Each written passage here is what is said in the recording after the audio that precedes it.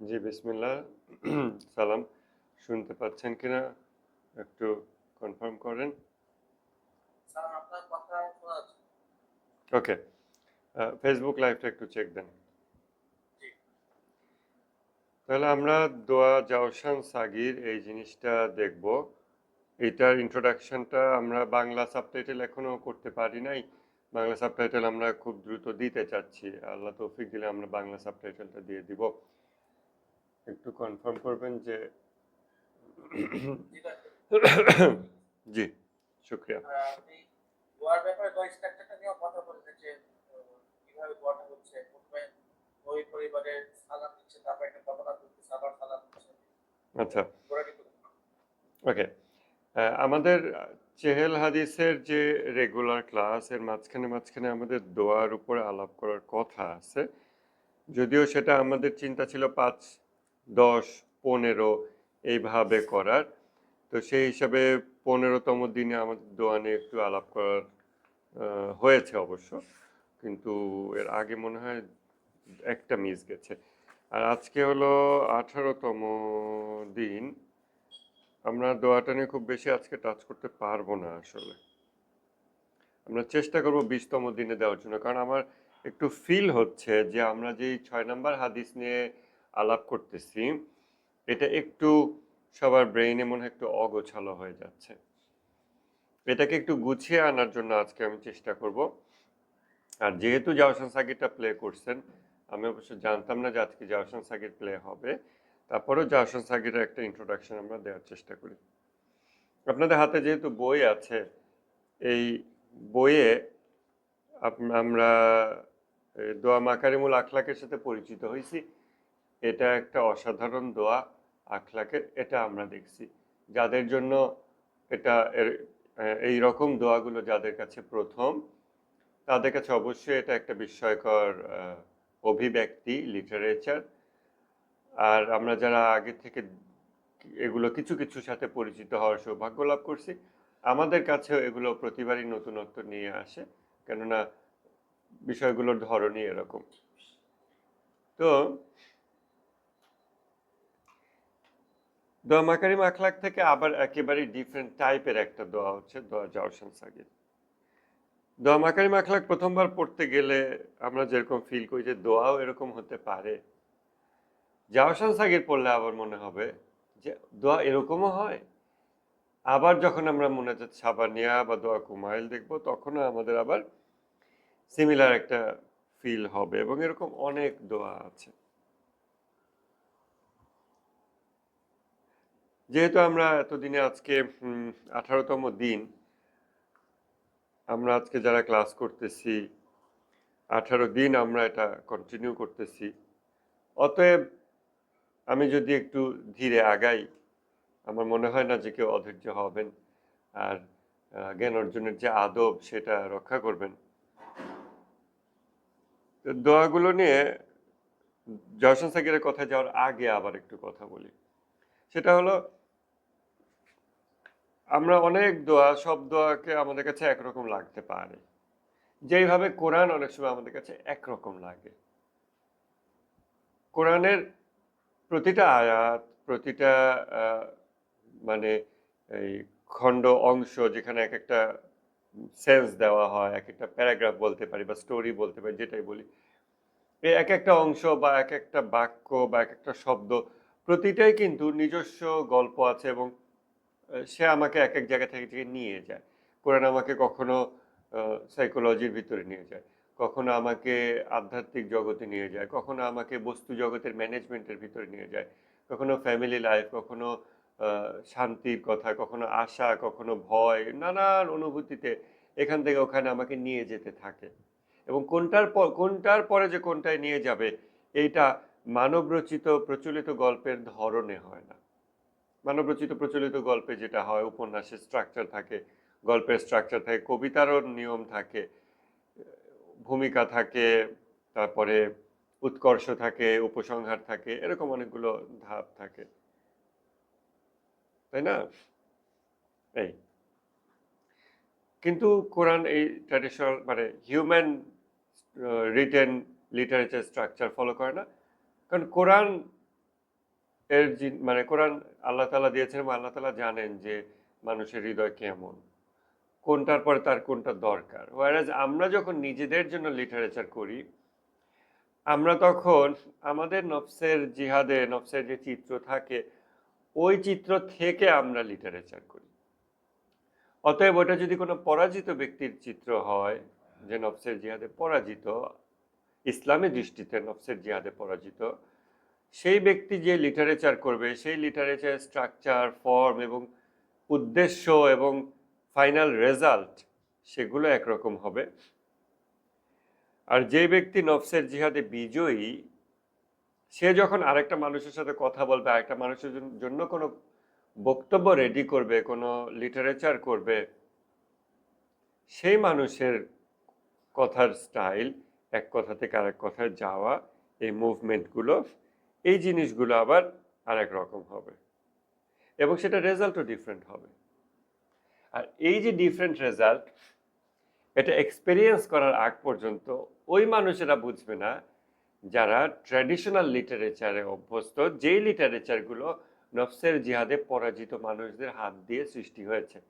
এবং ওই রকম হাজারো বই যদি আপনি পড়ে আসেন, আপনি এক রকমের লিটারেচার পড়ছেন এবং এক রকমের রেজাল্ট পাইছেন, এক রকমের এক্সপেরিয়েন্সের মধ্যে দিয়ে গোছ করছেন। এখন আমরা চাই আমরা অন্য রকম লিটারেচার দেখব, যেই লিটারেচারগুলো এমন উৎস থেকে এসেছে, এমন ব্যক্তির থেকে বা সত্তার কাছ থেকে এসেছে যে আমার চেয়েও বেশি ভালো বোঝে আমার নফসের চিত্র, যে আমার চেয়েও ভালো বোঝে যে কোন কথার পরে কোন অনুভূতির পরে কোন অনুভূতি নিলে, একটা মুভিতে কোন দৃশ্যের পরে কোন দৃশ্য দেখালে আমার হৃদয় একটা সুন্দর অবস্থা প্রাপ্ত হবে, একটা গুড আউটকাম অ্যাচিভ হবে। এইটা যদি আমরা অ্যাটলিস্ট ইন্টেলেকচুয়ালিও বুঝতে পারি, তখন আমাদের উচিত নিজেদের হৃদয় এবং মনকে ওই সমস্ত সত্তা এবং উৎসের থেকে প্রাপ্ত যে লিটারেচার, ওই লিটারেচারের কাছে এক্সপোজ করা নিজেদেরকে। তারপর দেখা যে কোথায় আমার হৃদয় এবং মনকে সে নিয়ে যায়। কোরআনের সামনে এই জন্য আমাদের উচিত উন্মুক্ত হৃদয়ে নিজেকে মেলে ধরা, যে আমি আসলাম হে আল্লাহ তোমার কিতাবের কাছে, এখন now let the Quran do its work. এইটা একটা মেডিসিন। এই মেডিসিন আমার কোথায় কখন কোন জায়গায় গিয়ে কাজ করবে আমি জানি না, বাট আমি জানি এটা মেডিসিন, অতএব এটা কাজ করুক, আমি এটার সামনে নিজেকে সমর্পণ করলাম। আহলে বাইতের ইমামগণের উসিলায় বা তাদের মাধ্যমে আমরা যে দোয়াগুলো পাইছি, এই দোয়াগুলোর প্রতিও আমাদের সিমিলার অ্যাপ্রোচ অ্যাটিটিউড থাকা দরকার।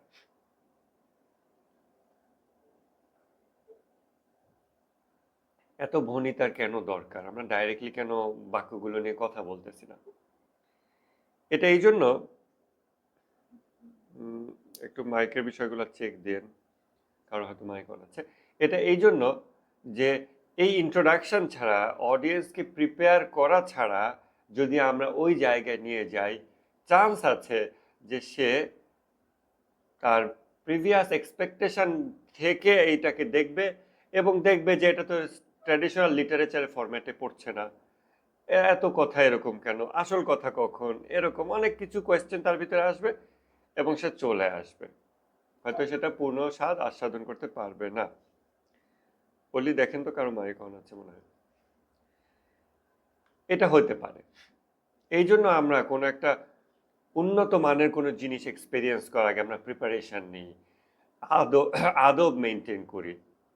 যেভাবে আমরা চেহেল হাদিস ক্লাসের জন্য শুরুতে জ্ঞান অর্জনের আদবের কথা বলছি, লাইক এটা কোনো শর্ট কোর্স, ক্র্যাশ কোর্স না, 100 টাকা দিয়ে রেজিস্টার করলেন, ঢুকে পড়লেন, ভিডিও শুরু হয়ে গেল, 3 সেকেন্ডের মধ্যে ক্লাস শুরু হয়ে গেল, এরকম কিছু না। অনেক উচ্চ স্তরের জিনিস, হাই কোয়ালিটি জিনিস পেতে হলে প্রিপারেশনস লাগে। আপনাকে প্রিপেয়ার হতে হবে, আমাকে প্রিপেয়ার হতে হবে, আমাদের সবাইকে প্রিপেয়ার হতে হবে। আমরা সকলে মিলে প্রিপেয়ার্ড হয়ে এরকম একটা জিনিসের সামনে যখন নিজেদেরকে একত্রে এক্সপোজ করব, maybe a miracle will happen. এই দোয়াগুলোর প্রতি আমাদের এরকম দৃষ্টিভঙ্গি দরকার। আমার মনে হয় না যে আপনারা কেউ রিলেট করতে পারেন না এই কথাগুলোর সাথে। একেবারেই পারেন নাই সেটা আমার মনে হয় না, কারণ দোয়া মাকারিম আখলাকের সাথে তো অন্তত আমরা পরিচিত হয়েছি। এবার আমরা দোয়া জাওসান সাগিরের দিকে একটু যাই। 38 পৃষ্ঠায় দেখেন,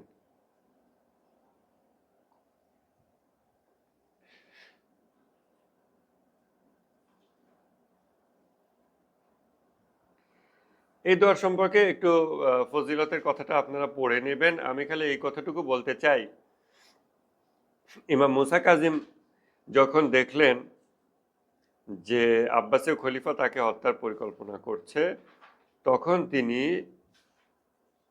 এই দোয়াটি পড়তেন।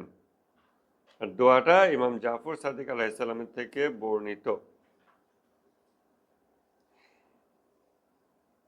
নবী বংশের একটা ইতিহাস আছে,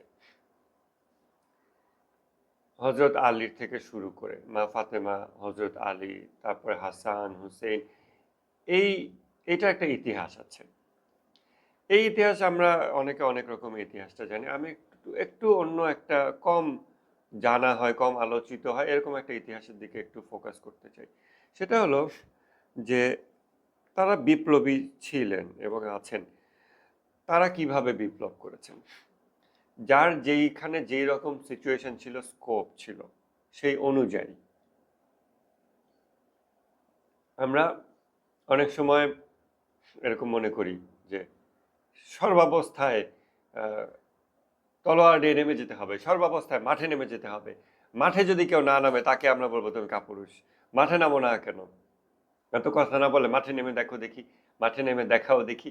অনেক সময় পলিটিক্যাল আর্গুমেন্ট বা এইসব সময় এই ধরনের কথা আসে, কিন্তু যে কোনো সিচুয়েশন নির্বিশেষে মাঠে নেমে যাওয়া হলো নির্বুদ্ধি লোকের কাজ। এটা নিশ্চয়ই চৌকস কোনো সেনাপতি বা জেনারেলের কাজ না। একজন চৌকস জেনারেল যে যুদ্ধের ময়দানকে কন্ট্রোল করতেছে, সে জানে কখন কন্ট্রোল করতে হবে নিজেকে, কখন রাশ টেনে ধরতে হবে আর কখন ঘোড়া ছুটাতে হবে, সে ওটা জানে। আর যাদের ঐশী দায়িত্ব আছে, তাদের দায়িত্ব কোনো অবস্থায় তারা আঞ্জাম দিতে বিরত হন না। সেইটার যদি তাদেরকে একেবারে বন্দি করে জেলখানায়ও রাখা হয়, তবুও তারা দায়িত্ব আঞ্জাম দিতে বিরত হবেন না। এটা যেহেতু ঐশী দায়িত্ব তাদের উপর। এই যে দোয়াগুলো আমরা পাইছি, এই দোয়াগুলো কিন্তু বিপ্লবের হাতিয়ার, এটা ছাড়া আর কিছুই না। এটা বিপ্লবের হাতিয়ার। প্রতিটা দোয়া, নবী বংশের থেকে আমরা যতগুলো দোয়া পাইছি, মাওলা আলী আলাইহিসসালাম থেকে শুরু করে যা কিছু আমরা পাইছি, সবগুলোই বিপ্লবের হাতিয়ার। এর ভাষার ভিতরে যদি আমরা প্রবেশ করতে পারি, এর সেন্সগুলো যদি আমরা নিতে পারি, এটা মানুষের মধ্যে বিপ্লব সৃষ্টি করে। এবং যখন তাদের স্কোপ ছিল, হয়েছে অস্ত্রের যুদ্ধ করার এবং তারা সঙ্গত মনে করেছেন, তারা সেটা করেছেন। যখন তাদের স্কোপ লিমিটেড হয়েছে, আবার তারা সঙ্গত মনে করেছেন যে এখন এই লিটারেচার দিয়ে জিহাদ করতে হবে, করাটা দরকার, স্কোপ এবং দায়িত্ব রিকোয়ার করতেছে, তারা সেটা করছেন। এই কারণে আহলে বাইতের সূত্রে আমরা যে দোয়াগুলো পাইছি, এই দোয়াগুলোকে আমরা বিপ্লবের হাতিয়ার হিসেবে দেখি। আত্মবিপ্লবের হাতিয়ার, সমাজ বিপ্লবের হাতিয়ার। আমরা দোয়া জাওসান সাগিরে এরকম একটা জিনিস দেখব যে এমন ব্যক্তি যাকে বন্দি করে রাখা হয়েছে, তিনি এই দোয়া পড়তেছেন, অথবা আরো একজন এমন কোনো আহলে বাইতের কোনো সদস্য যিনি অস্ত্রের বিপ্লব করতে পারতেছেন না, যিনি হয়তো কারবালার ময়দানে শহীদ হতে পারতেছেন না, তাকে হয়তো বিষ প্রয়োগে মেরে ফেলতেছে মুসলমানদের পলিটিক্যাল লিডার্স, কিন্তু তিনি বিপ্লব করা থেকে বিরত থাকছেন না। তিনি দোয়াগুলো শিক্ষা দেওয়ার মাধ্যমে বিপ্লব করেছেন। আমরা দোয়া জাওসান সাগির এখন পড়ব। বিসমিল্লাহ।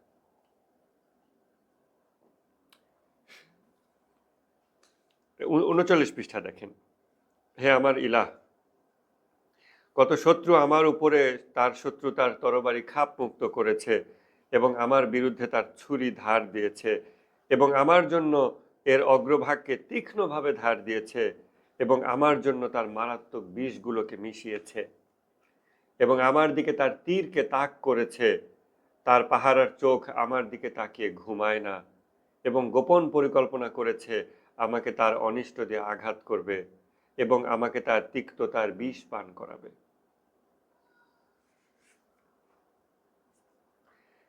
হে আল্লাহ, আর তুমি আমার দুর্বলতাগুলো দেখলে যে আমি বিপদগুলো বইতে অক্ষম, এবং আরো দেখলে যে বিজয় লাভে আমার অক্ষমতা রয়েছে, এবং আমাকে সে সে তার যুদ্ধের লক্ষ্য বানিয়েছে, এবং দেখলে যে আমি একা, অনেকের বিরোধিতা এবং ওত পেতে থাকার মুখোমুখি, অথচ আমি কখনোই একইভাবে তাদের জন্য ওত পেতে থাকার বিষয়ে চিন্তা করিনি। তাই তুমি আমাকে শক্তিশালী করলে তোমার শক্তি দিয়ে, তোমার কুদরত দিয়ে, এবং আমার পিঠকে শক্তিশালী করলে তোমার সাহায্য দিয়ে, এবং আমার জন্য তার অস্ত্রের ধারকে ভোঁতা করে দিলে এবং তাকে নিরাশ করে দিলে। কোন অবস্থায়? তার বহু সৈন্য ও তার বাহিনীকে একত্র করার পরে, এবং আমাকে তার উপরে ক্ষমতা দিলে এবং আমার বিরুদ্ধে তার ষড়যন্ত্রগুলোকে মিটিয়ে দিলে তারই দিকে ফিরিয়ে দিয়ে, এবং তা ফিরিয়ে দিলে তার নিজের দিকে। এতে তার পিপাসা মিটল না এবং তার রাগের বিদ্বেষ শীতল হলো না, আর সে আমার প্রতি বিদ্বেষে নিজের হাতের আঙ্গুল কামড়ালো এবং তার পিছন ফিরে পালালো, আর অবশ্যই তার প্রাসাদ নিরাশায় পরিণত হলো।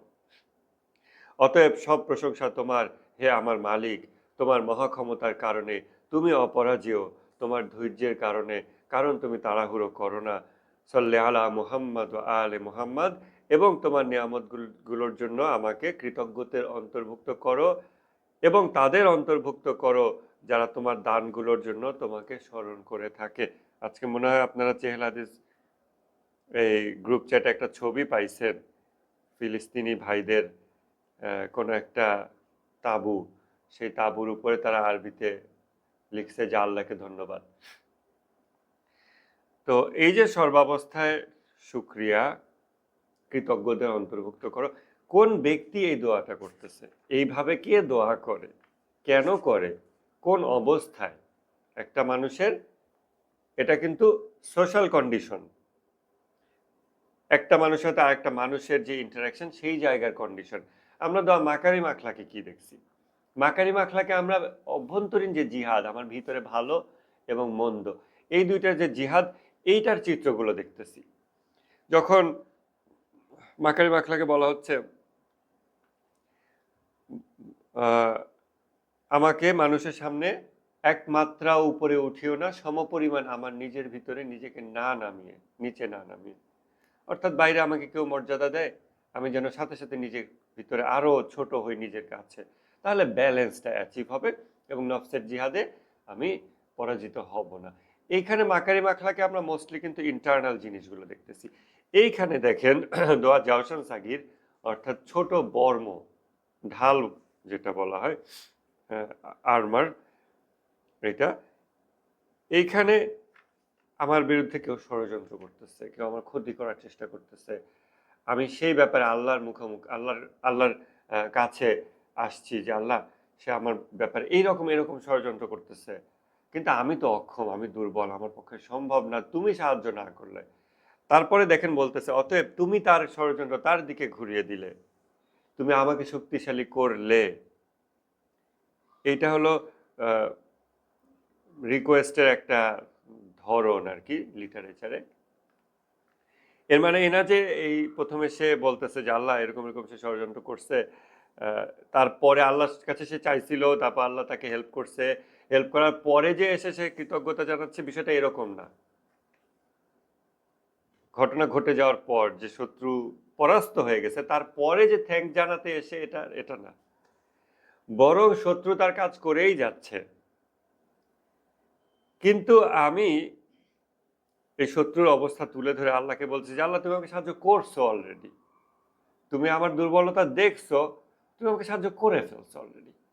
এইরকম, এটা মানে এটা একরকম অভিব্যক্তি আর কি, যে তুমি দেখলে আমি এই ভারগুলো বইতে অক্ষম, বিজয় লাভে আমার অক্ষমতা রয়েছে, তুমি আমার দুর্বলতাগুলো দেখলে, তাই তুমি আমাকে শক্তিশালী করলে, এইভাবে করে তখন আল্লাহকে বলতেছে। তারপরে আমরা একটু আগাই এবং দেখি যে আরো কত রকম চিত্র এখানে আসছে, ফিলিস্তিনের সাথে আমরা কিছুটা রিলেট করতে পারি কিনা। অনেকের ব্যক্তিগত শত্রু বিষয়েও আমরা হয়তো এই জাওশান সাগীর পাঠ করতে হয়। জাওশান সাগীর আমলটা কেন করা হয়? যদি কেউ আপনাকে হিংসা করতেছে, হিংসা এমন একটা জিনিস যেটা মানুষকে ক্ষতি করে, আহ, এটা তো আমরা জানি। ওই যে বদনজর বলে বা এটা ওটা যা কিছু বলে, এগুলো বাস্তবতা আছে, এগুলো অবাস্তব না।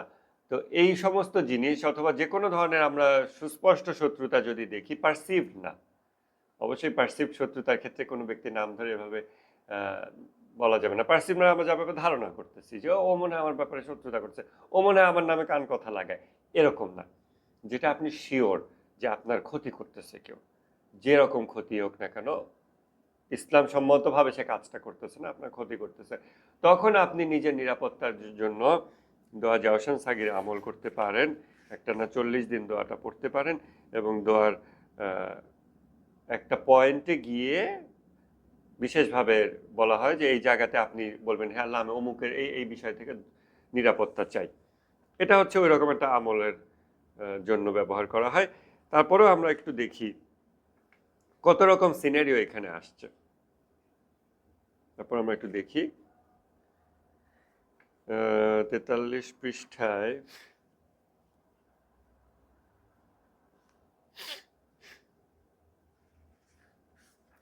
আচ্ছা, আমরা পড়তে থাকি।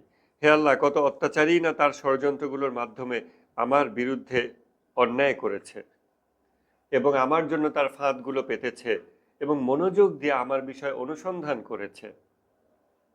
খেয়াল করেন, মনোযোগ দিয়ে আমার বিষয় অনুসন্ধান করেছে মানে কেউ যখন কারো ব্যাপারে গোয়েন্দাগিরি করে তার ক্ষতির নিয়তে, খুঁজে বের করি ওর কি আছে, প্রাইভেট সিক্রেট বের করি, করে করে কিছু একটা ক্ষতি করবো তার, মনোযোগ দিয়ে আমার বিষয় অনুসন্ধান করেছে এবং আমার প্রতি বিদ্বেষী হয়েছে, যেভাবে হিংস্র পশু তার শিকারের প্রতি বিদ্বেষী হয়।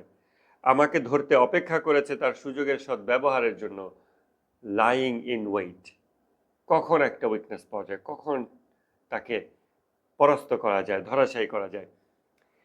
এ সময় সে তোষামোদের হাসি প্রকাশ করছিল, কিন্তু তার চেহারায় বিছিয়ে ছিল প্রফুল্লতা ছাড়া অন্য কিছু।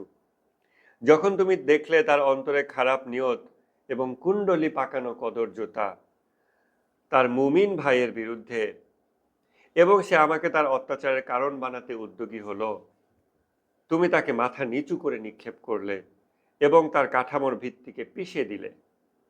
অতঃপর তাকে ধরাশায়ী করে তাকে তারই পাতা ফাঁদের গর্তে ফেললে এবং তাকে পাঠিয়ে দিলে এর অতল গহ্বরে, এবং তার গালকে করলে তার পায়ের ধুলার জন্য একটি থালা, এবং তাকে মশগুল করে দিলে তার শরীর ও রিজিকের বিষয়ে। আমার মনে হয় এই জায়গায় একটা পজ দেওয়া যায়। কোনো মানুষের উপর আল্লাহর পক্ষ থেকে শাস্তি বা প্রতিশোধ কিরকম হতে পারে? যখন আল্লাহ কাউকে তার শরীর এবং রিজিক এই বিষয়ে তাকে মশগুল করে দেয়, সকাল থেকে রাত সে ব্যস্ত তার শরীরের জন্য এবং তার রিজিকের জন্য। আমার মনে হয় জায়গায় আমরা পজ করতে পারি। আমরা এই দুনিয়া প্রেম অধ্যায়টা দেখতেছিলাম, চেহেল হাদিসের 6 নম্বর হাদিস।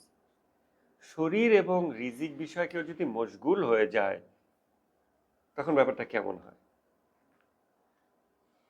তার খাবার, তার শরীরের আরাম, খাবার, যৌনতা, পোশাক, ঘুম, আর কি আছে, শোয়া বসার জায়গা, আর কি আছে, প্রসাধনী, আর কি আছে, শরীরের সাথে আর রিলেটেড কি কি আছে, লিস্ট করেন, লিস্ট করেন।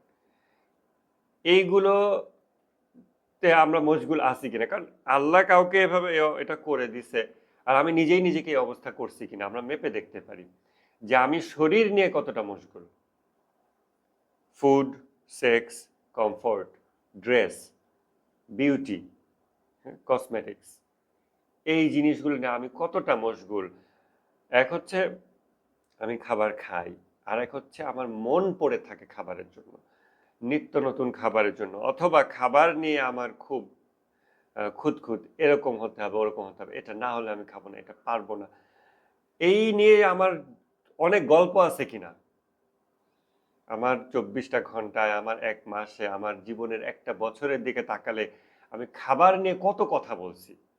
এটা খাবো না, ওটা খাবো না, এটা খেতে পারি না, ওটা খেতে হবে, এটা খাবো, এটা খেতে চাই। খাবার নিয়ে আমি কত কথা বলছি। আমি কি এই ১ বছরের চিত্রের দিকে তাকালে বলতে পারি যে হ্যাঁ, আমি কিছু মাত্রায় মশগুল ছিলাম খাবার নিয়ে বিগত ১ বছর। অথবা আমার ডেইলি লাইফে খাবার নিয়ে যত কথা হয়, তাতে আমি আসলে খাবার নিয়ে মশগুল কিনা, মানে আমি ভিতর থেকে ওটা নিয়ে এনগেজড কিনা, ওটাতে অ্যাবসর্বড কিনা। এবং রিজিকের বিষয়।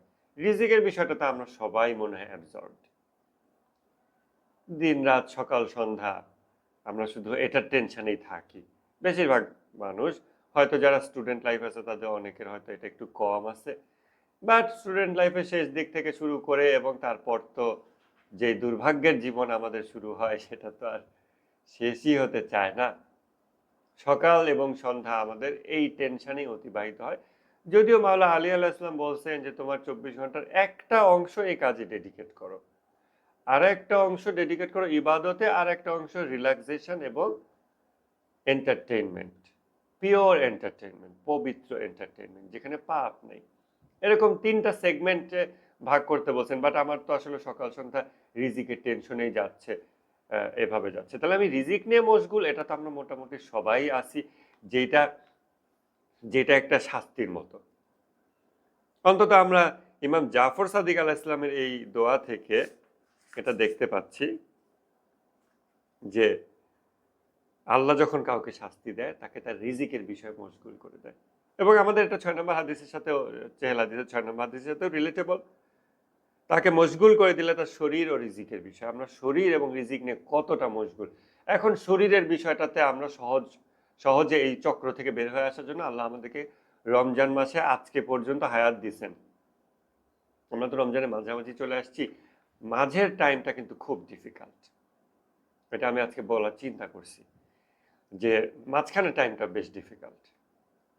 শুরুর দিকে রোজা সহজ, শেষের দিকেও সহজ। মাঝখানে ধৈর্য ধরে রাখা এবং গুনাহমুক্ত ভাবে নিজেকে এগিয়ে নিয়ে যাওয়া, এই মাঝের টাইমটা খুব ডিফিকাল্ট। অতএব আমরা এখন এই মাঝের টাইমটা পার করতেছি রমজানেরও, আবার চেহেল হাদিসেরও। কারণ রোজার হলো ১৫ রোজায় হলো মাঝখান হয়। আমরা আজকে ১৮তম ক্লাস করতেছি। আর একটা হইল চেহেল হাদিসের ২০তম দিনে হলো মাঝামাঝি হবে, আমরা ১৮তম আছি। ২ দিক থেকে আমরা মাঝামাঝি আছি। তো ২ টাই কন্টিনিউ করা আমাদের জন্য এখন সবচেয়ে কঠিন। আমি ফিল করতেছি, আমার মনে হচ্ছে। আপনারা কিভাবে দেখতেছেন? অবশ্যই আপনাদের প্রত্যেকের জিহাদের ময়দান নিজেদের ভিতরেরটা আপনারা দেখবেন, আপনারা সেটা সেনাপতি। তবে মাঝের সময়টা খুব ডিফিকাল্ট। অনেক ইস্যু আসবে, অনেক কিছু আসবে লাইফে, অনেক ইম্পর্টেন্ট স্টাফ। কিন্তু ওই যে আমার কমিটমেন্ট ফর 40 ডেজ, আমাকে এটা মেনটেন করতে হবে। ফর 30 ডেজ আমাকে রোজা রাখতে হবে এবং পূর্ণ মর্যাদা সহকারে। তো আল্লাহ যেহেতু দয়া করছেন, শরীরের বিষয়ে মশগুল ছিলাম এতদিন, আল্লাহ দয়া করে আইন করে দিয়েছেন, এখন আমি 30 দিন শরীর নিয়ে আর মশগুল হচ্ছি না। কিন্তু সেটাও তো ভাই, আমরা তো সেটাও হয়ে যাচ্ছি। আমরা যেভাবে ইফতার করতেছি, ইফতারের দাওয়াতে গিয়ে যা খাচ্ছি, দাওয়াত দিচ্ছি যখন মানুষকে, তখন ওই একই কথা ভাই, নিজেরা যাই খাই, দাওয়াত দিচ্ছি, এখন তো একটু ভালো ভালো রান্না করতে হবে। আর যখন কারো দাওয়াতে যাই, কিছু না খেলে কি হয়? এইভাবে রমজানের 30 দিনে দাওয়াত দেই কয়দিন, খাই কয়দিন, এইসব করতে করতে তো আমার শেষ। আমি তো মশগুলই থাকলাম শরীর নিয়ে। আমার ইফতার সিম্পল হলো কখন? আমি বলতেছি না যে আমাদের অনেক ভালো ইফতার করা যাবে না, কিন্তু আমরা সিম্পল ইফতার করে দেখি যে ওতে আমার মন দুঃখ পায় কিনা, ওতে আমার শরীর অস্থির হয়ে যায় কিনা, মেজাজ খিটখিটে হয়ে যায় কিনা। না, রমজানটা ভালোই লাগতেছে না, এই আইটেম না হলে কি রোজার ভাইবই আসতেছে না। নানান কলা কৌশল আমার ব্রেনের মধ্যে আমি বলতেছি কিনা, অপযুক্তি, তাই না? মাওলা আলী আলাইহিস সালাম বলছেন যে আমি নিজেকে এতটা ক্ষুধার্ত রাখি যে সামান্য কয়েক মুঠ শুকনা রুটি আমার জন্য পরিপূর্ণ তৃপ্তিদায়ক হয়, যেখানে আমি নিজেকে পৃথিবীর শ্রেষ্ঠ সব খাদ্য দ্বারা আপ্যায়ন করতে সক্ষম। আমি নিজেকে এতটা ক্ষুধার্ত রাখি যে সামান্য কয়েক মুঠ শুকনো রুটি আমার জন্য পরিপূর্ণ তৃপ্তিদায়ক হয়, যেখানে আমি নিজেকে পৃথিবীর শ্রেষ্ঠ সব খাদ্য দ্বারা আপ্যায়ন করতে সক্ষম। মাওলা আলী আলাইহিস সালাম বলতেছেন। তো আমার ক্যাপাসিটি আছে, ক্যাপাবিলিটি আছে, আমি না করে দেখি যে আমার মনটা মশগুল কিনা, খাবার নিয়ে, আমার শরীর নিয়ে আমি আসলে মশগুল কিনা। শরীর আর রিজিক এটা নিয়েই তো আমরা মশগুল হয়ে আছি। তাহলে আজকে 18তম রোজা, আমরা অন্তত এখন থেকে তো ইফতারকে সিম্পলিফাই করতে পারি। আজকে থেকে তো আমরা সেহরিকে সিম্পলিফাই করতে পারি। রমজান মাসে 2 বেলা খেতে পারি। আর 1 বেলা খাবারের যে বাজেট, ওইটা তো প্রতিদিন কোনো একটা মানুষকে দিতে পারি। আমরা তো 30 দিন এই কাজটা করতেই পারি। যদি এতদিন না করে থাকি, আজকে থেকে আমরা সেহরি ইফতারকে সিম্পলিফাই করতে পারি। কালকে থেকে আমরা একজন মানুষকে খাবার দিতে পারি বা ওই সমপরিমাণ টাকা দান করতে পারি, তাই না? এটা আমরা চাইলে এখন করতে পারি। নাহলে আমরা কিভাবে চেক করব যে এই অভিশাপের মধ্যে আমি নিজেই আছি কিনা? 45 পৃষ্ঠায় আমরা ফিরে আসি। এবং তাকে মশগুল করে দিলে তার শরীর ও রিজিকের বিষয়ে, এবং তার পাথরকে তারই দিকে ছুঁড়ে দিলে, এবং তাকে শ্বাসরোধ করে হত্যা করলে তারই রশি দিয়ে, এবং তাকে জবেহ করলে তারই তীরের ধারালো মাথা দিয়ে, এবং তাকে নাকের ওপর উপুর করে ফেললে, এবং তার ষড়যন্ত্রকে তারই গলায় ফিরিয়ে দিলে, এবং তাকে তার অনুতাপে বন্দী করলে, এবং তার আফসোসকে দীর্ঘ করলে।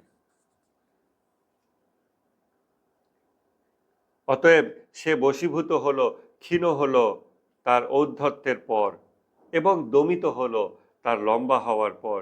নিজের তৈরি ফাঁসির দড়ি নিজ গলায় নিয়ে অপমানে বন্দী হলো। সে আশা করেছিল আমাকে দেখবে এসবের মধ্যে, সেই দিনগুলোতে যখন সে প্রভাবশালী ছিল। প্রকৃতপক্ষে ইয়া রব, তোমার দয়া যদি না থাকতো, তাহলে আমারও এরকম হতো যা তার হয়েছে। এখানে আমরা একটু পজ করতে পারি যে আমারও ওরকম হতো যা তার অবস্থা হয়েছে। আমাদের প্রতিটা অবস্থার জন্য আল্লাহর কাছে শুকরিয়া জানানোর জন্য এটাই যথেষ্ট যে আমরা অলওয়েজই আমার চেয়ে কেউ কম আছে তার সাথে তুলনা করে বলতে পারি যে আল্লাহ তোমার দয়া না থাকলে তো আমার ওরকম অবস্থা হতো। ইভেন আমি যদি সবচেয়ে বড় গুনাহগারও হয়ে যাই, আল্লাহ না করুন, তারপরেও হায়াত যদি থাকে, আমি আল্লাহকে বলতে পারি যে আল্লাহ, এই যে আমি দম নিচ্ছি এখন, এটাই তো তোমার দয়া। কারণ এই একটা নিঃশ্বাস মানে একটা ইস্তেগফারের সুযোগ, তাওবার সুযোগ, প্রত্যাবর্তনের সুযোগ। কারণ এজিদ তো এই সুযোগ পায় নাই। এরকম বলতে ফেরাউন তো সেই সুযোগ পায় নাই। তুমি আমাকে এই সুযোগটা দিছো। আমার গোটা জীবন আমি গাফিলতিতে ব্যয় করছি, গুনাহে নিমজ্জিত ভাবে ব্যয় করছি। আর একটা দম আছে, আর একটা দম যদি থেকে থাকে, ওই একটা দমের সময় আমি তাওবা করতে চাই এবং ইস্তেগফার করতে চাই। তুমি যদি আমাকে এই সুযোগটা দাও এবং তুমি দিছো, এর জন্য শুকরিয়া, এর জন্য শুকরিয়া।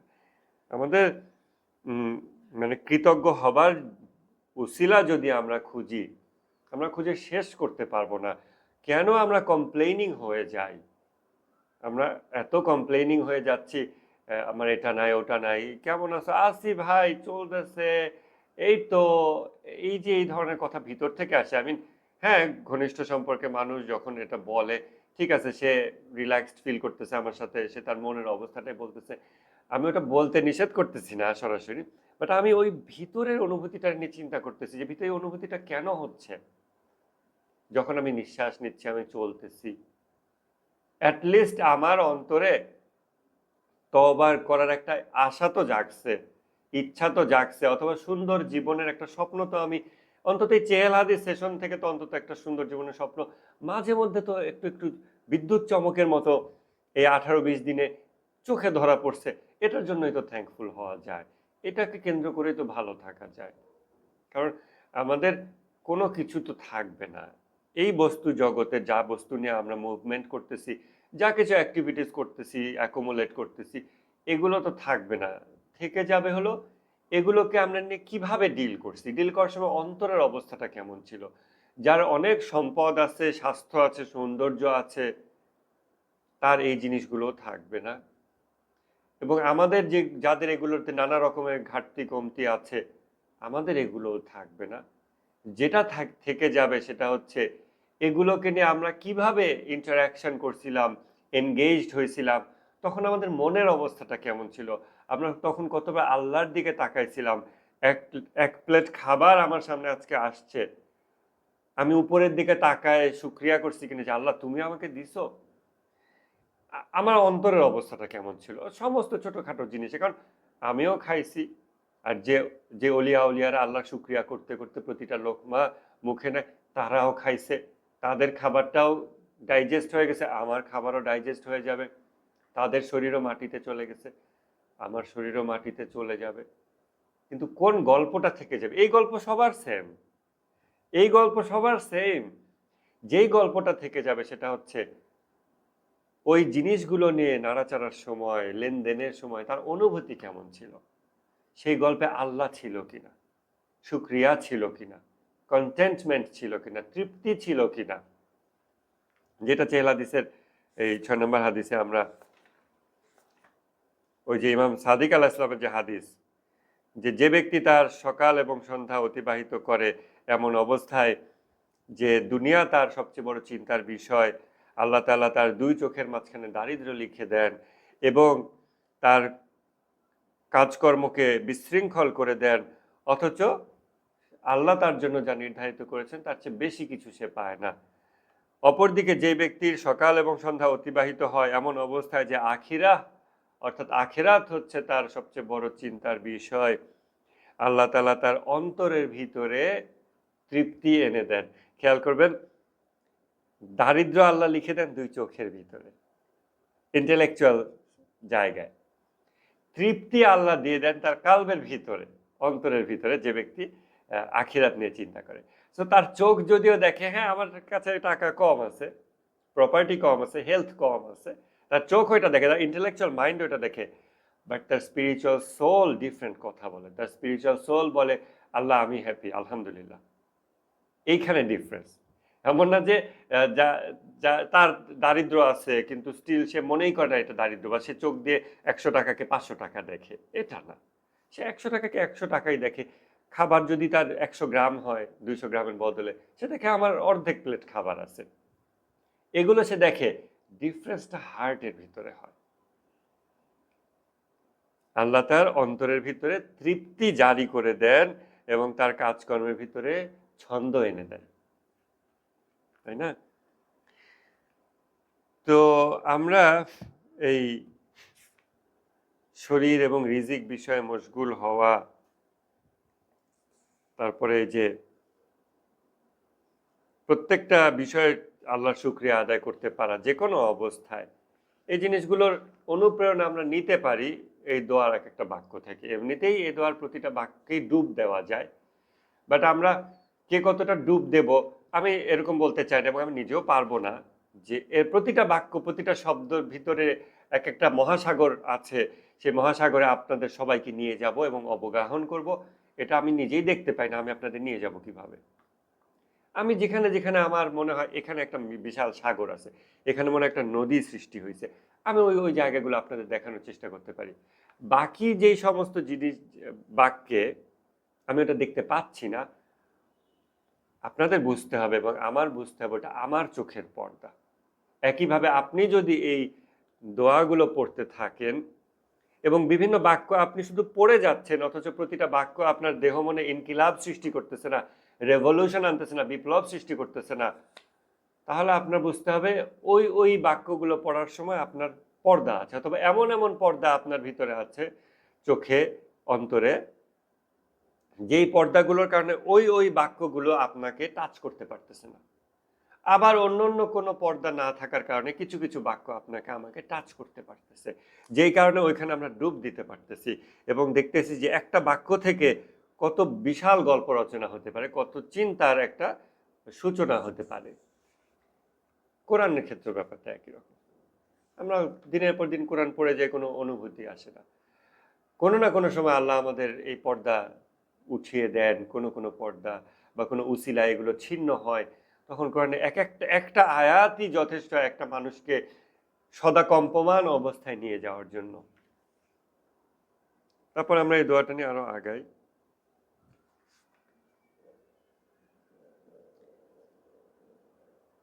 আমরা কত পৃষ্ঠায় ছিলাম? 47 পৃষ্ঠায় ছিলাম। তারপরে ওই যে শুকরিয়া আদায় করতেছে,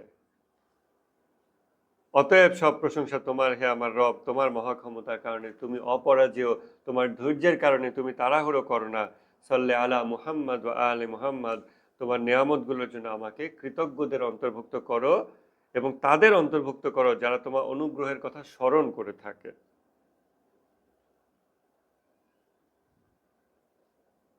তারপরে 48 পৃষ্ঠায় দেখেন,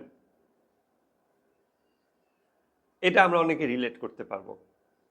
হে আল্লাহ, কত হিংসাকারী না তার আফসোসে শ্বাসরুদ্ধ হয়েছে এবং কত শত্রুই না তার রাগে দুঃখে ভারাক্রান্ত হয়েছে এবং তার ধারালো জিহ্বা দিয়ে আমাকে আঘাত করেছে এবং আমাকে তার চোখের কোণ দিয়ে খোঁচা মেরেছে এবং আমাকে তার গোপন ইচ্ছার লক্ষ্য বানিয়েছে এবং আমার গলায় অপমানের শলাকা পরিয়েছে। এ বিষয়ে কখনো সে ভুল করে না। ওই যে প্রথম বাক্যটা দেখেন, কত হিংসাকারী না তার আফসোসে শ্বাসরুদ্ধ হয়েছে। আমরা হাসাদ নিয়ে কিন্তু গত বছর পড়ছিলাম, যদিও আমাদের প্রতি বছর পড়া দরকার। ইনফ্যাক্ট আমার ইচ্ছা ছিল যে এই বছর আমরা নতুন হাদিস শুরু করার আগে আগের 5টা হাদিসই রিভিশন দিয়ে নেব, কিন্তু নানান বিষয় চিন্তা করে 5টা হাদিস রিভিশন দিইনি। ম্যান্ডেটরি যেটা প্রথম হাদিস ওটা দিয়ে তারপর আমরা পরের হাদিসে জাম্প করছি। কিন্তু হাসাদ বা হিংসা ওই অধ্যায়ে আমরা অনেক কিছু এক্সপ্লোর করছি।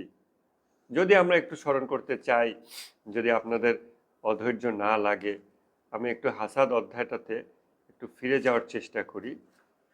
হিংসায় শ্বাসরুদ্ধকর, সে নিজে হিংসা করতেছে আরেকজনকে এবং তার নিজেরই তাতে দম বন্ধ হয়ে যাচ্ছে। এটা কেমন অবস্থা? হাসাদ, হাসাদ এর ডেফিনিশনটা কি ছিল? এটা একটি মানসিক অবস্থা যখন ব্যক্তি কামনা করে যে অপরের কোনো নেয়ামত, যোগ্যতা, গুণ, হোক তা বাস্তব অথবা কল্পিত, যেন তা থেকে সেই ব্যক্তি বঞ্চিত হয়। হাসাদ বা হিংসা একটি মানসিক অবস্থা যখন কোনো ব্যক্তি কামনা করে যে অপর ব্যক্তির কোনো নেয়ামত, যোগ্যতা, গুণ, হোক তা বাস্তব অথবা কল্পিত, তা থেকে ওই ব্যক্তি যেন বঞ্চিত হয়। এই জন্য ইমাম খোমেনি এই জিনিসটা বারবার আনছেন, তো আমরা এটা বারবার বলার চেষ্টা করি এই জন্য যে পারসিভড, সে পারসিভ করে, সে মনে করে কারো প্রপার্টি আছে বা হেলথ আছে বা বিউটি আছে সামথিং, সে মনে করে যে এটা এত বেশি বা এটা ওই রকম।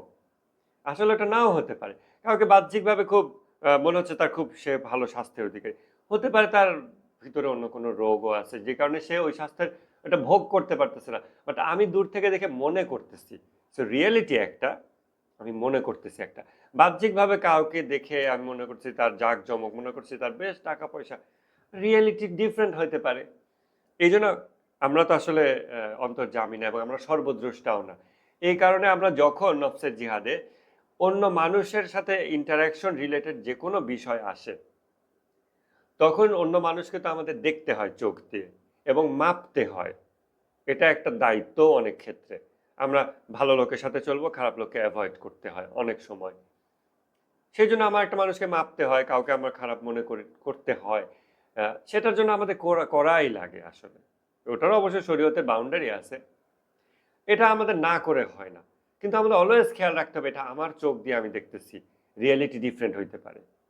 আমার মনে হচ্ছে এরকম, আমার কনটেক্সট, আমার প্রেক্ষাপট, আমার লাইফ, আমার সবকিছু, আমার দৃষ্টিভঙ্গি, ফিলসফি, সবকিছু থেকে আমি একটা মানুষকে এরকম ভাবতেছি, রিয়েলিটি ডিফারেন্ট হইতে পারে। এটা অলওয়েজ মাথায় রাখা দরকার। এবং যেহেতু আমরা কোনো মানুষকে মাপি, দেখি, যাচাই করি, তারপর তার ব্যাপারে তাকে তুচ্ছ-তাচ্ছিল্য করি অথবা দেবতার আসনে বসাই অথবা সম্মান করি অথবা ঈর্ষা করি অথবা যা কিছু অন্য মানুষের সাথে আমরা করি, তার সবকিছুর জন্যই প্রথম হচ্ছে মানুষটাকে দেখা এবং মাপা। আর এই দেখা হলো ত্রুটিপূর্ণ দেখা এবং এই মাপা হলো ত্রুটিপূর্ণ মাপা। এই বিষয়টা মাথায় রাখতে হবে। এবং তারপর ওইটার সাপেক্ষে যখন আমরা এমন কিছু করি যেটা গুনাহের কাজ, হিংসা করতেছি অথবা কাউকে তুচ্ছ তাচ্ছিল্য করতেছি, এমন ব্যক্তিকে তাচ্ছিল্য করতেছি যে আল্লাহ তাআলা কোরআনে বলতেছেন কোন মুমিন যেন অপর মুমিনকে, মুমিন শব্দটা এক্স্যাক্টলি ইউজ হয়েছে কিনা খেয়াল নাই, ভুল হলে খেয়াল করে দেন, যেন উপহাস না করে। কেননা হতে পারে যাকে উপহাস করা হচ্ছে আল্লাহর কাছে সে ওই ব্যক্তির চেয়ে উত্তম যে উপহাস করতেছে। এবং নারীর ক্ষেত্রে ভাবে আল্লাহ আলাদা করে বলছেন, কোনো পুরুষ যেন এরকম অপর পুরুষকে মুসলিম অথবা মুমিন উপহাস না করে, হতে পারে আল্লাহর কাছে সে বেশি গ্রহণযোগ্য অ্যাকসেপ্টেবল পারসন, আবার কোনো মুসলিম নারী অথবা মুমিন নারী সে যেন অপর মুসলিম নারী অথবা মুমিন নারীকে উপহাস না করে, হতে পারে আল্লাহর কাছে সে। তো যখন আমরা উপহাস করি বা সম্মান করি, সবই কিন্তু আমার চোখ দিয়ে দেখে, আমার ব্রেন দিয়ে মেপে। আমাদের সবসময় মাথা রাখতে হবে আমার চোখ ত্রুটিপূর্ণ, আমার ব্রেন ত্রুটিপূর্ণ। এর মানে এই না যে আমার চোখ দিয়ে আমি দেখবো না, আমার ব্রেন দিয়ে মাপবো না। আমার চেষ্টা থাকবে আমার চোখ এবং ব্রেনকে ইমপ্রুভ করার, আর একই সাথে আমার চোখ এবং ব্রেন দিয়ে মেপে আমি যে সিদ্ধান্তগুলো নিচ্ছি ওটার ব্যাপারে খুব কঠোর যেন আমি না হই, কারণ ওটা তো ত্রুটিপূর্ণ, এটা আমি জানি। ওটা একটা এররের পার্সেন্টেজ আছে, কত পার্সেন্ট এটা আমি সবসময় মাপতেও পারতেছি না। এইভাবে আমরা অন্য মানুষকে দেখব। এটা একটা ফিলসফি, এটা একটা পার্সপেক্টিভ, এটা একটা চশমা, পারসিভড, কোনো কিছু ভেবে নেওয়া, ধরে নেওয়া। এবং আমরা যা কিছুই করি সবই কিন্তু ভেবে নেওয়া, ধরে নেওয়া।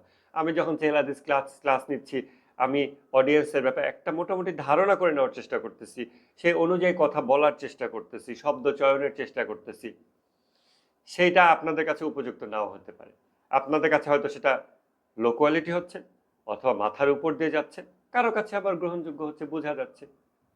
আবার আপনারা, আমি যখন এই লেকচার দিচ্ছি, ডেলিভার করতেছি, আমার সম্পর্কে আপনারা কিছু একটা ধারণা করতেছেন, হয়তো সেটা রিয়েলিটি থেকে বেশি হতে পারে, কম হতে পারে, কাছাকাছি হতে পারে, আপনারা জানেন না হয়তো, আর আমি তো জানিই না আপনাদের ব্যাপারে।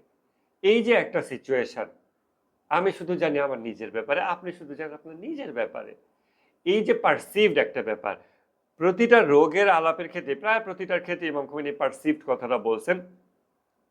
আমার হয়তো সবগুলো হাদিসের আলোচনায় এই পারসিভ ব্যাপারটা অত জোর দেওয়া হয়ে ওঠে নাই, বাট আমি এখন এই সুযোগটা নিতে চাই এবং আপনারা এটা স্মরণ রাখবেন, আমাকে স্মরণ করাই দিবেন যে প্রায় প্রতিটা বিষয়ে পারসিভড একটা ব্যাপার, আমরা যা মনে করতেছি, যা ধরে নিচ্ছি, রিয়েলিটি তার থেকে কমপ্লিটলি ডিফারেন্ট হতে পারে।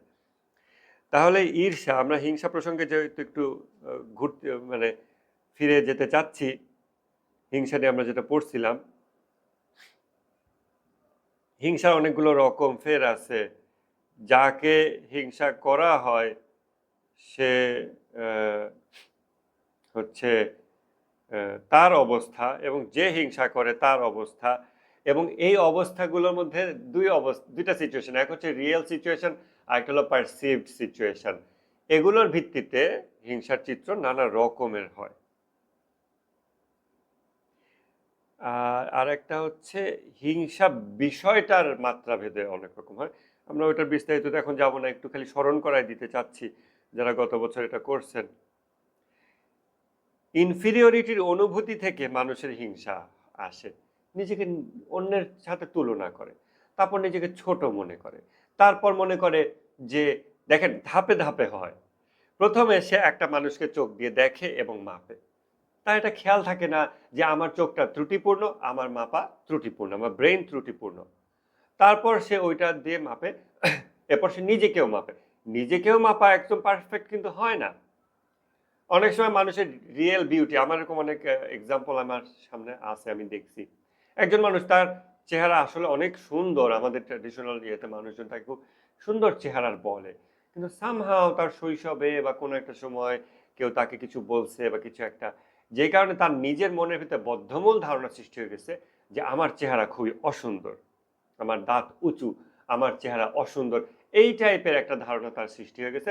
অথচ যদিও এখন যত মানুষ তাকে দেখে সবাই তাকে, বাহ তুমি, তোমার চেহারা খুব সুন্দর, সুন্দর বলে অ্যাপ্রিসিয়েট করে, ফিল করে।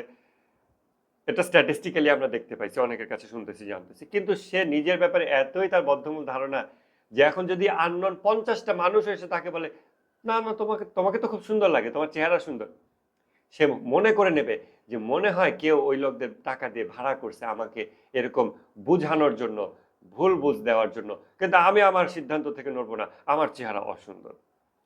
এই অবস্থাও কিন্তু অনেক মানুষের হয়, এরকম আমি একাধিক কেসের কথা জানতে পারছি। নিজের ব্যাপারে ভুল ধারণা, ওটা অবশ্য ডিলিউশন হয়ে যায় অনেক সময়, আল্লাহ মাফ করুন, এটা হতে পারে। আর অন্যকে আমরা যখন মাপি, আমাদের চোখ, আমাদের ব্রেন তো অবশ্যই ত্রুটিপূর্ণ, তাহলে অন্যকে মাপে ত্রুটিপূর্ণ চোখ দিয়ে, ত্রুটিপূর্ণ ব্রেন দিয়ে, নিজেকে মাপে ত্রুটিপূর্ণ চোখ দিয়ে, ত্রুটিপূর্ণ ব্রেন দিয়ে, এবং নিজের ক্ষেত্রে অনেক সময় ডিলিউশন কাজ করে। তারপর এই দুইটাতে দেখে কি সে উপরে আমি নিচে, তারপরে সে দেখে আমার এই নিচু যে অবস্থা এটাকে কি ওর সমান অথবা ওর চেয়ে উপরে নেওয়া পসিবল, যদি আমার হাতে যা কিছু অ্যাভেলেবল আছে, কসমেটিক সার্জারি করা, টাকা পয়সা বৃদ্ধি করা, বডি বিল্ড করা, অথবা কোনো ভালো জব, স্কলারশিপ, হ্যান ত্যান নেওয়া, খুব ভালো পরিবারের সুন্দর কাউকে বিয়ে করা, এই যা কিছুতে মানুষ মাপে তুলনা করে, হ্যাঁ, এগুলো দেখে।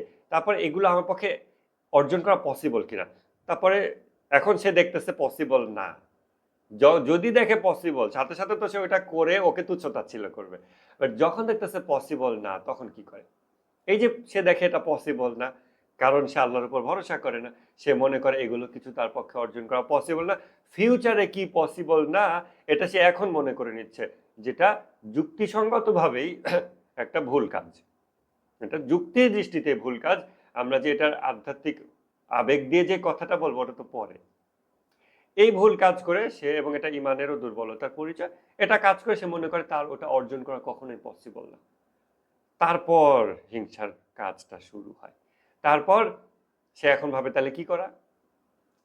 ওকে টেনে নামাতে হবে, ওর চেহারাটা যেন নষ্ট হয়ে যায়, ওর চেহারা যেন অসুন্দর হয়, ওর সম্পদ যেন ক্ষতিগ্রস্ত হয়, ওর সংসারে যেন অশান্তি হয়, ওর এইটা যেন হয়, ওর ওইটা যেন, যা কিছু ওর ওইটার থেকে আমার কম আছে ওই বিষয়টা যেন ওর কমে যায়, আমার চেয়ে কমে যায়। কারণ আমি তো ওকে ছাপায় যেতে পারতেছি না, অতএব ওকে টেনে নিচে নামাই। এটা যুদ্ধের ময়দানের একটা চিত্র, তাই না? আমাদের এটা কিন্তু ধাপে ধাপে হয়। ইমাম খোমেনি হাসাদ অধ্যায়ে, হিংসা অধ্যায়ে এটা বিস্তারিত দেখাইছেন। সে বিস্তারিতর 10-15% আমরা গত বছর আলোচনা করছি। আল্লাহ তৌফিক দিলে আবার আরো আমরা এটা দেখতে চাই। এই যে হিংসা, শ্বাসরুদ্ধ অবস্থাটা এই চিত্রের মধ্যে কোন পয়েন্টে হতে পারে? কোয়েশ্চেনটা আমরা কোয়েশ্চেন আনসার সেশনে নেই, একটু লিখে রাখো। শ্বাসরুদ্ধকর অবস্থা, যেটা জাওশন সাগিটের সূত্র ধরে আমরা আসলাম, শ্বাসরুদ্ধকর অবস্থা এর মধ্যে কোথায় হতে পারে? আল্লামা মাজলিসি 7টা কারণ বলছেন হাসাদের।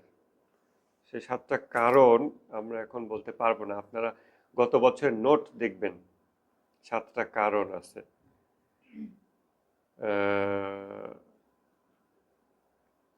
কিন্তু শ্বাসরুদ্ধকর অবস্থাটা কোন জায়গায় হতে পারে?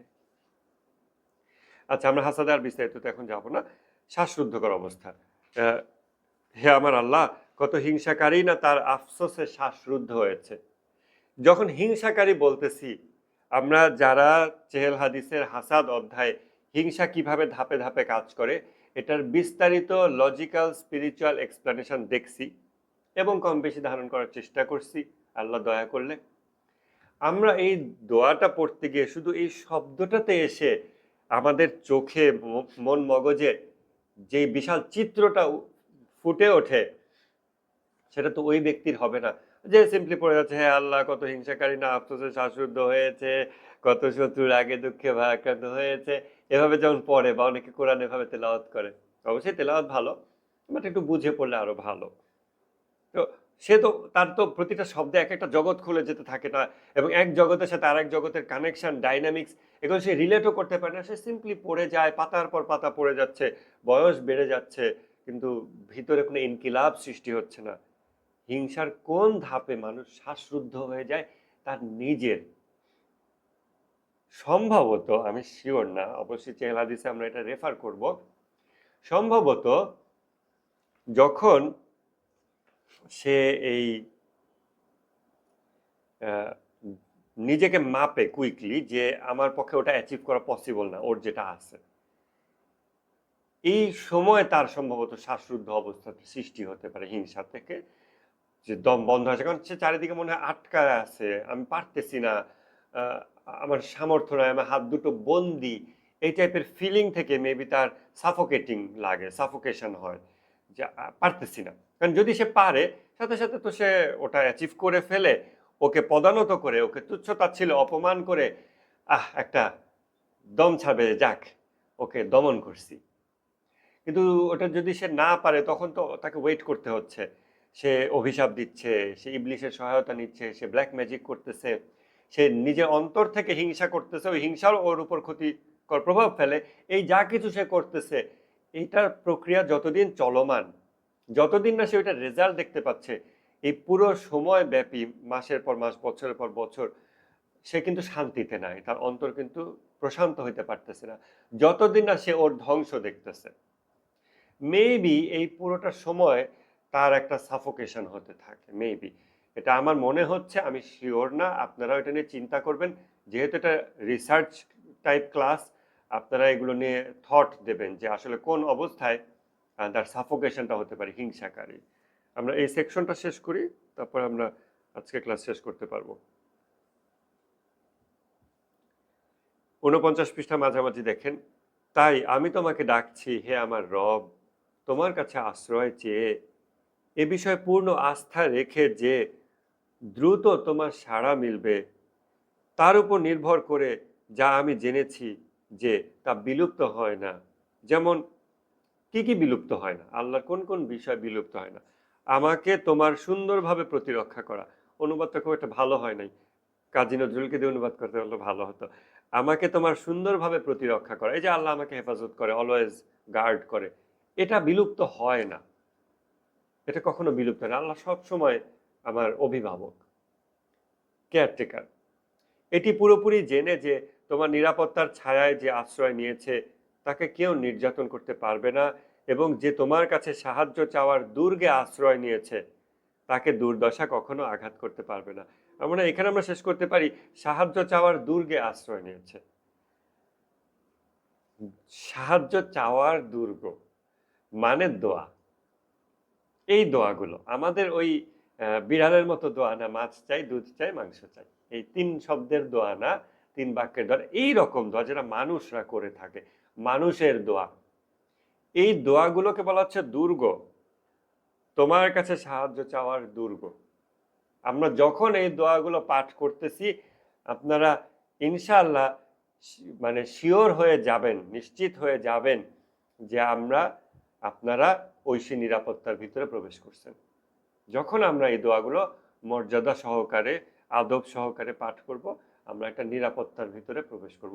আমরা সম্ভবত এটা ফিল করতে পারি যখন আমরা দোয়া মাকারি মাখলাগুলো পড়ি, জাওশান সাগির পড়তেছি, আরও যে অসাধারণ দোয়াগুলো আছে, কুমাইল বলেন, তারপরে ইফতিতা বলেন, সাবানিয়া বলেন, মোনাজাত সাবানিয়া, এগুলো যখন আমরা পড়ি আমরা ফিল করি ওই মুহূর্তের জন্য যেন আমরা ইমান নিরাপত্তার ভিতরে আমরা প্রবেশ করি।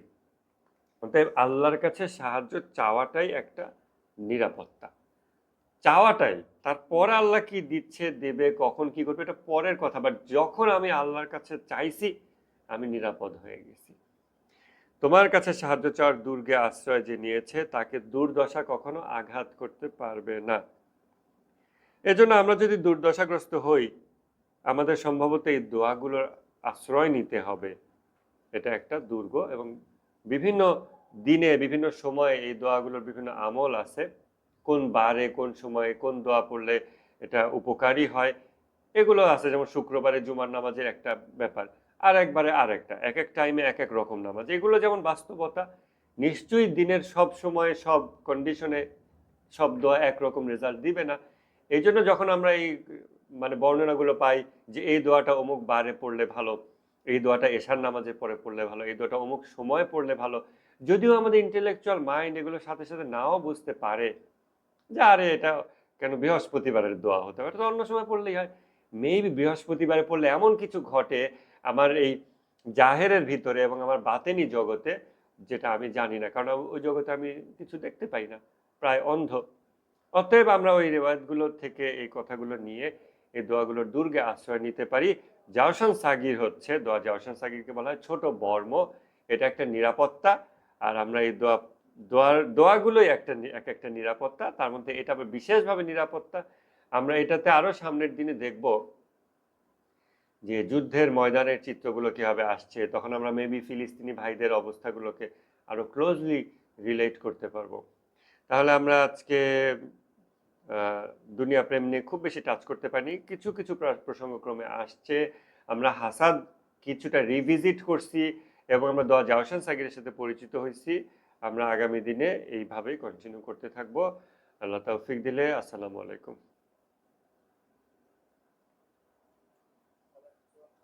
আমাদের কাছে ইতিমধ্যে দুটো কোশ্চেন চলে এসেছে। এর বাদেও যদি কারো কিছু কোনো কোশ্চেন থাকে তারা লিখে দিতে পারেন বা বলতে পারেন। তো আপনি পারমিশন দিলে আমি কোশ্চেনগুলো বলতে পারি, অথবা আপনি মেসেজ থেকে দেখেও নিতে পারেন ভাই। যে কোয়েশ্চেনগুলো বললে ভালো হবে। শেলি যেমন কোশ্চেন করছে হচ্ছে, গাদাব অধ্যায়ে আমরা যেমন দেখেছি গাদাবের ভালো দিক মন্দ দিক আছে, হিংসাও কি একই রকম, নাকি হিংসা শুধু মন্দের দিকটাই আছে? আচ্ছা, গাদাব জিনিসটা হচ্ছে একটা বাতেনি শক্তি। তিনটা বাতেনি শক্তি ইমাম খোমেনি সিম্পলিফাই করে আমাদেরকে দেখাইছেন, সাতটা বা পাঁচটা বা অত কিছুতে না। একটা হলো চিন্তা ও কল্পনা শক্তি, আর একটা হচ্ছে রাগ, গাদাব, আর একটা হলো শাহওয়াত, কামনা বাসনা। এই তিনটা থেকেই সকল সদ্গুণ সৃষ্টি হয়, এবং এই তিনটা থেকে সকল বদগুণ সৃষ্টি হয়। হিংসা একটা বদগুণ, যেটা এই আমরা মনে হয় এখন কিছুটা বুঝতে পারতেছি। কল্পনা শক্তি কাজে লাগে এই জায়গায়, কল্পনা শক্তি অবশ্য প্রায় সব জায়গায় কাজে লাগে, বাট এই জায়গায় মানে অনেক বেশি কাজে লাগে। কারণ যে পারসিভড কল্পনা করে, ওকে অনেক উপরে মনে করে, আমার নিজেকে নিচে মনে করি, আমি মনে করতেছি অন্যদের চোখে আমি অনেক নিচু। আসলে তা নাও হতে পারে, কারণ অন্যদের চোখ কি ওরা আমাকে বলছে, আর ওরা যা বলে আসলে তা নাও হইতে পারে, আল্লাহ জানে আসলে ওদের ভিতরে কি অবস্থা, ওরা নিজেরাও জানে না। এই যে এত কিছু, তা সব বিষয়ে আমি ভুল ভুল ধারণা করতেছি আমার ব্রেইন দিয়ে, কল্পনা শক্তি ব্যবহার করে, যুক্তি মানে প্রয়োগ না করে আমি একটা ভুল সিদ্ধান্ত নিয়ে ভুল একটা চিত্র ব্রেনের মধ্যে কল্পিত একটা চিত্র দাঁড় করাইছি। দেন ওই চিত্রর সাপেক্ষে আমি আমার বাতেনি শক্তিগুলোর যে কমতি বা বাড়তি, এগুলোর কারণে আমি হিংসা করতেছি।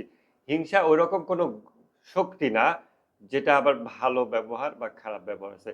হিংসা পিওরলি একটা বদগুণ, যেটাকে বলা হয়েছে যে হিংসা হিংসা সম্পর্কে একটা খুব ভয়ানক কথা বলা হয়েছে, ওটা আমি একটু রিপিট করি তাহলে এই প্রসঙ্গক্রমে। সেটা হলো যে ইমাম বাকির আলাইহিস সালাম বলছেন, রাগের মাথায় রাগের মাথায় করা কাজের ক্ষমা হতেও পারে, কিন্তু হিংসা ঈমানকে সেইভাবে খেয়ে ফেলে যেভাবে আগুন খেয়ে ফেলে কাঠকে। রাগের মাথায় করা কাজের ক্ষমা হতেও পারে, এটা নিয়ে আমরা তখন বিস্তারিত বলছিলাম, আলাপ করছিলাম যে রাগের মাথায় করা কাজ তখন কি হয়। গাদাব অধ্যায়টা আমরা দেখছি, এখন মেবি বেটার রিলেট করতে পারবো। এটা কিন্তু একটা এক্সাইটমেন্ট, এটা বাড়ে, গ্রাফ উপরে ওঠে, আবার ফল করে। যেই মুহূর্তে এটা উপরে ওঠে ওই সময় যুদ্ধের ময়দানটা খুব খারাপ একটা চিত্র হয়, এবং তারপর এটা আবার ফল করে। ওই যে বলা হয়েছে রাগের সময় শুয়ে পড়ো, বডিকে ব্রিদিং কন্ট্রোল করো, ব্লাড ফ্লোকে কন্ট্রোলে নিয়ে আসো, এগুলোর মাধ্যমে আবার কিন্তু সে অবস্থাটাকে কন্ট্রোলে নিয়ে আসে। এই রাগের মাথায় যখন সে একটা কাজ করে তখন তার যুদ্ধের ময়দানটা কেমন, ওই কাজটা কেমন হয়। আর হিংসা কেমন জিনিস, কারণ হিংসা এরকম 2 সেকেন্ডের জন্য মাথায় রক্ত চড়ে গেছে আমি মার দিয়ে বসছি এরকম না। এটা ঘন্টার পর ঘন্টা, দিনের পর দিন, মাসের পর মাস, এটা একেবারেই ভিন্ন চিত্র। এই জন্য ইমাম বাকির আলাইহিস সালাম এই এই দুইটার চিত্রকে তুলনা করছেন, তুলনা করে বলতেছেন যে রাগের মাথায় করা কাজের ক্ষমা হতেও পারে, কিন্তু হিংসা মানুষের ইমানকে ওইভাবে খেয়ে ফেলে যেভাবে আগুন খেয়ে ফেলে শুকনা কাঠকে। দেখ আমার মনে এটা বলা হয়েছে। জি এখন বলি, বলেন আর একটা কিছু ছিল কিনা। জি, আরেকটা প্রশ্ন আসছে সুহেল ভাই থেকে, তার কাছে একটু জিজ্ঞাসা করেছে যে হিংসা করা হয় ক্ষতি থেকে, মানে যাকে হিংসা করা হয় ক্ষতি থেকে বেঁচে থাকতে তার করণীয় কি, মানে হিংসা করার ক্ষতি থেকে বেঁচে থাকতে আমার করণীয় কি বা কারো করণীয় কি? যাকে হিংসা করা হয়। যাকে হিংসা করা হয় তার এইটা থেকে বেঁচে থাকার উপায় কি। আমাকে কেউ হিংসা করতেছে, কেউ মেবি আমাকে ব্ল্যাক ম্যাজিক করতেছে, এরকম অনেক কিছু আছে। ওই যে এখন তো দেখবেন অনলাইনে অনেক রুকিয়া, তারপরে এই জিনিসগুলো খুব দেখা যায়। হ্যাঁ, এগুলো নিয়ে প্রচুর লাখ লাখ মেম্বার এই গ্রুপগুলোতে।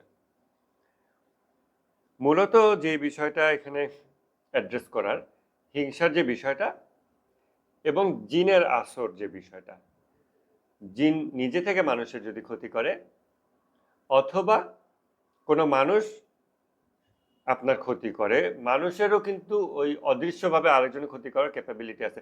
যখন আমি কারোর প্রতি হিংসা পোষণ করি, অন্তরে পোষণ করি, ওটা ওই মানুষের উপর একটা প্রভাব ফেলে। যেহেতু বাতেনের একটা জগৎ প্যারালাল রান করে।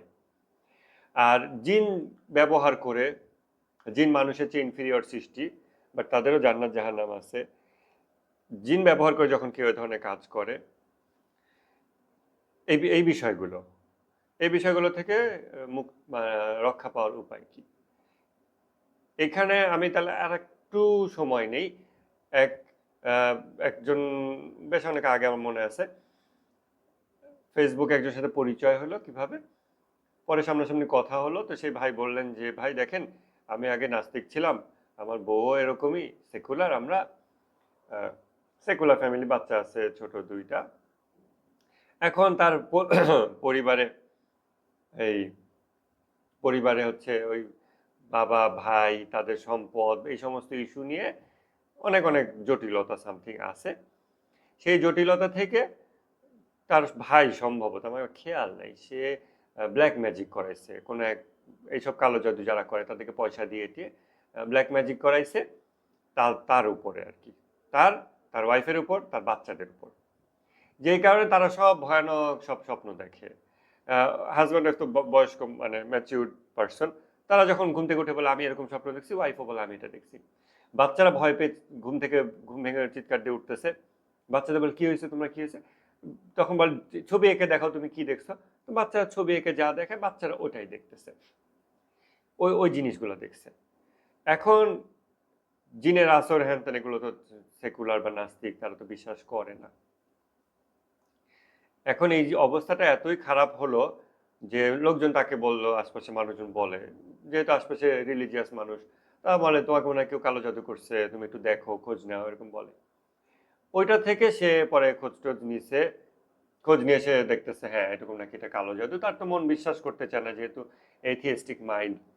কিন্তু এই জিনের ঠেলায় পরে সে এখন নামাজ পড়তে শুরু করছে, বিভিন্ন আমল করা শুরু করছে, হুজুরদের কাছে ধর্ণা দেওয়া শুরু করছে, বিভিন্ন জায়গায় গিয়ে ব্ল্যাক ম্যাজিক ছুটানোর জন্য পয়সা খরচ করতেছে এখানে ওখানে। এটা বিভিন্ন চেষ্টা অনেক বছর সে করছে। কিন্তু এই সবগুলো চেষ্টায় যে প্যাটার্নটা কাজ করে সেটা হলো ওই যে ব্ল্যাক ম্যাজিক যারা করায় সেগুলো ছুটায়ও আবার কিছু লোক আছে পয়সা দিয়ে, ওটা কাউন্টার সামথিং তারা করে। এবং এটা যেহেতু তাদের বিজনেস, অতএব আপনাকে তারা ওই ব্ল্যাক ম্যাজিক করবে কয় মাস, আবার পয়সা নিয়ে যে ছুটাবে সে চিরদিনের জন্য আপনার ওইটা চেক দেওয়ার জন্য জিন নিয়োগ দিয়ে রাখবে না বা ওইগুলা করবে না। সেও ওইটা একটা নির্দিষ্ট মেয়াদের জন্য আপনাকে কিছুদিন হ্যাঁ পয়সা দিয়ে কাজ হয়েছে, আপনি 2 মাস পর দেখবেন আবার ওই ব্ল্যাক ম্যাজিক আবার কাজ করতে শুরু করছে। এইভাবে এই দুই পক্ষ ব্যবসা করে। এগুলো আছে আমাদের দেশে, সব লোক আছে, হিন্দু ধর্মের মধ্যে আছে, মুসলমানদের মধ্যে আছে, হিন্দু জিন আছে, মুসলিম জিন আছে, এগুলো কাজকর্ম মানুষ করে। এই ব্যবসায় সে অনেকদিন হয়রান হয়েছে, পয়সা খরচ হয়েছে, কোনো সমাধান হচ্ছে না, কিছুদিন ভালো থাকে আবার সে একই জ্বালা। তারপর বিভিন্ন হুজুরের কাছে গেছে, রুকিয়া ট্রাই করছে নিজে নিজে, কিছুদিন ভালো হয় আবার হয় না। এখন এটার সমাধান কি? এটার সমাধান কি? এমন না যে আমি করে একটা তাবিজ দিয়ে দিচ্ছি আর ওটা সমাধান হয়ে গেছে। এই বিষয়গুলোর মূল সমাধান হচ্ছে আপনার নিজের ইমানের শক্তি বৃদ্ধি করতে হবে। এটা ছাড়া আর কোনো সলিউশন নাই, এটা ছাড়া আর কোনো প্র্যাকটিক্যাল সলিউশন নাই। সহজ কথা। কারণ যখন কোনো ব্যক্তি নাস্তিক হয়, সব নাস্তিকের অবস্থা একরকম না, সব ধার্মিকের অবস্থা একরকম না। আমরা নফসের জিহাদের কথাগুলো এতদিনে কিছু ইন্ট্রোডাকশন পাইছি, এখন আমরা বুঝতে পারি যে নফসের জিহাদে কার কোনো বাঁধ নাই, কার ঘরে কোনো দেওয়াল নাই, দরজা তো দূরের কথা, দেওয়ালই নাই। ইবলিশ আসা যাওয়া করে, জিন আসা যাওয়া করে, জিন শয়তান আসা যাওয়া করে, মানুষ শয়তান আসা যাওয়া করে, সবাই তার কানে অস্বস্ত দেয়, যে যা বলে সবাই তাকে প্রভাবিত করে ফেলতে পারে। তার আত্মা এত দুর্বল হয়ে গেছে। যখন কোনো মানুষের body, biological body, physical body যদি ইমিউনিটি কম্প্রোমাইজ হয়, তখন তার নানা রোগ বাসা বাঁধে। তাকে এমন না যে তাকে রোগের ইনজেকশন দেওয়া লাগে, বাতাসে রোগ ভাসমান, রোগের বিভিন্ন বিষয় আসে পানিতে, খাবারে। এখন যদি তার রোগ প্রতিরোধ ক্ষমতা কমে যায়, আপনি দেখবেন 10টা রোগ তার বাসা বাঁধছে। এখন আপনি কিভাবে আপনার চিকিৎসা কি? চিকিৎসা এটাই, মানে আপনারা তো যেটা জানতে চাচ্ছেন যে এগুলো যেন আমাকে, এই রোগ জীবাণু যেন আমাকে ক্ষতি করতে না পারে, তাহলে আপনার রোগ প্রতিরোধ ক্ষমতা বৃদ্ধি করতে হবে। এটা ছাড়া কোনো এ নাই। এখন যতই ওষুধ খাওয়ান, ট্যাবলেট খাওয়ান, ওর ইমিউনিটি কম্প্রোমাইজ হয়ে গেছে। আপনার ওর ইমিউনিটি বিল্ড আপ করে দিতে হবে, বা আপনার নিজের ইমিউনিটি নিজের বিল্ড আপ করতে হবে। তো জিনের আসর বলেন, ব্ল্যাক ম্যাজিক বলেন, তারপরে এই যে বদনজর বলেন, যেখানে জিন ছাড়াও সরাসরি বদনজর কাজ করে, হিংসা মানুষের উপর ক্ষতি করে, এর সব কিছুর একটাই সমাধান, নিরাপত্তা, ইমানের দ্বারা নিরাপত্তা। আর এই নিরাপত্তার জগতে খুব এইখানে আবার অনেক বিষয় আছে। আমরা যদি আরো চিন্তা করি তখন দেখবো যে আসলে যেহেতু নফসের জিহাদ, মুসলমানদের মধ্যেও ইমান আকিদার অবস্থার পরিপ্রেক্ষিতে তার এই নিরাপত্তার শক্তিশালী হতে পারে, দুর্বল হতে পারে। মাযহাব ভেদেও হয়তো এই অবস্থা শক্তিশালী বা দুর্বল হতে পারে বিভিন্ন কারণে। মেবি এক পীরের মুরিদের এই অবস্থা শক্তিশালী, আরেক পীরের মুরিদের অবস্থা হয়তো দুর্বল হতে পারে পীরের কারণে। নানান কারণে মানুষের ভিতরকার অবস্থা আপস অ্যান্ড ডাউনস হতে পারে এবং শক্তি কম বেশি হতে পারে। অতএব আমাদের নফসের জিহাদ, এই যুদ্ধের ময়দানের দিকে ফোকাস রেখে কিভাবে আমরা এটাকে অলওয়েজ স্ট্রং রাখবো, ট্রেন আপ করব, এটা আমাদের খেয়াল রাখতে হবে। তাহলে আমাদের কোনো হিংসা, কোনো ব্ল্যাক ম্যাজিক কিছুই কাজ করবে না। আপনাদের মনে আছে কিনা বলছিলাম গত বছর আমি এটা একটা পেলাম, আমার পোশাকের একটা অংশ কাটা হয়েছে সামহাও, আই ডোন্ট নো কে কোথায় কখন কিভাবে কাটছে। জিন ঘরে এসে কেটে নিয়ে চলে গেছে, না কোনো মানুষ এসে কেটে নিয়ে চলে গেছে, আই ডোন্ট নো। স্টিল আমি জানি না এটা কে করছে, কিন্তু প্যাটার্ন দেখে বুঝতে পারলাম যেটা ব্ল্যাক ম্যাজিক এগুলোর জন্য। তখন আমি এই দোয়া জাওশান সাগিরের আমল 40 দিন করছি।